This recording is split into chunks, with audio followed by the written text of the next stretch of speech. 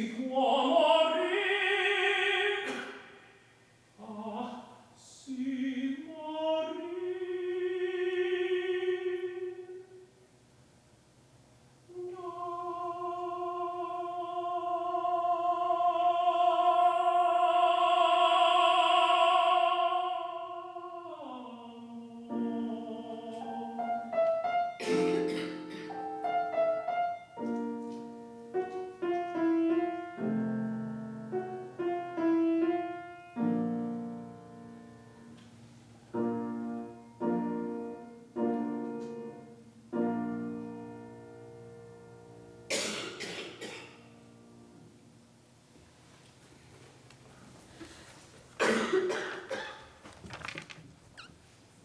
You know, I was doing fine until that.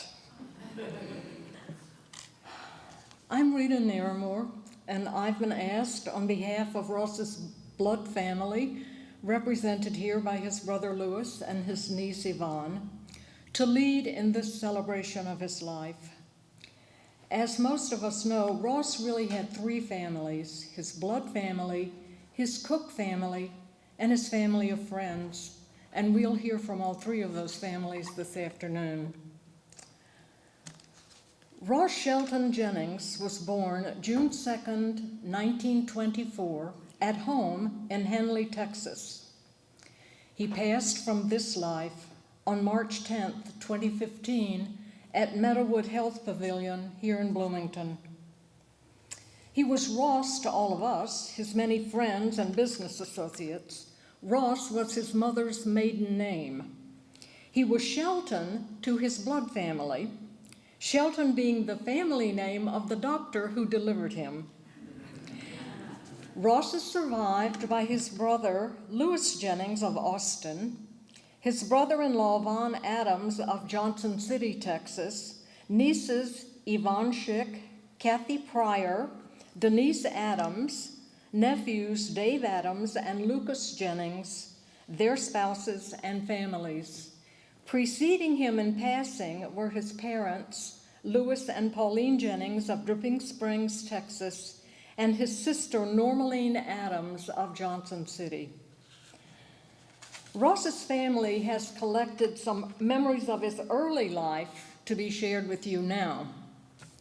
His first memories were of the family living with his grandpa Ross, who owned the general store in Henley. He attended school in Henley for 1st to 10th grade. When the family moved to Robstown, Texas, he graduated high school there. February 1943, he was drafted into the U.S. Army. He processed in at Fort Sam Houston in San Antonio, then proceeded to Camp Barkley in Abilene, Texas, for basic training before being assigned to a general hospital unit. The unit sailed from Boston on a converted Puerto Rican mail boat. What fun that must have been. The trip took 8 days through waters where German submarines were sinking U.S. ships. He served as editor of the ship's newspaper, the Daily Memo. The unit landed in Glasgow, Scotland, then journeyed by train to Swindon, England. They built a hospital in Quonset huts. Ross was the non-commissioned officer in charge of admitting. They knew a major invasion was in the works, but details, of course, were confidential. On Monday, June 6, 1941, the sky was full of planes, and they knew this is it. The invasion of Normandy, D-Day, had begun. An ambulance arrived with 2 wounded American soldiers, 1 German POW, and 1 irate peasant that had been caught up in an exchange. Soon, trains began arriving with hundreds of wounded. German POWs became stretcher bearers, and Ross observed that in typical German fashion, they were very organized until someone decided the POWs needed to be segregated from the rest. That hospital was turned over to another unit, and Ross's unit headed for France. They crossed the channel at night, landing on the beach by rafts. The 150 personnel of the hospital unit then started walking through the French countryside. They had missed their rendezvous point and were sleeping on the ground in an apple orchard. After 2 weeks, they were located and headed to Paris in trucks. They were warmly greeted in Paris, and Ross's love affair with France began. The unit took over the city hospital system, a walled campus with 3 ward buildings. The Germans had fled, leaving 150 seriously ill and dying patients, 5 doctors, nurses, and a few enlisted men. Ross located a German who spoke English to assist him in translating the German medical records into Army English. Ross observed that the French Red Cross and French civilians did an admirable job of assisting the hospital operation, that the Germans were appropriately circumspect, and that the Americans drank too much and were insulting to the French. He remained at the hospital in Paris for 1 year and greatly enjoyed his time there. He felt if he had to go to war, better to be in a position where he felt he was helping.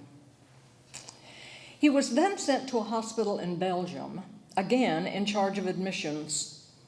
It was there an assistant named Claire began his French language lessons.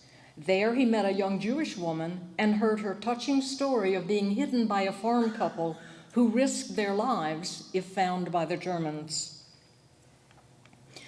Ross was proud of his service in World War II and was representative of what we have come to call the greatest generation.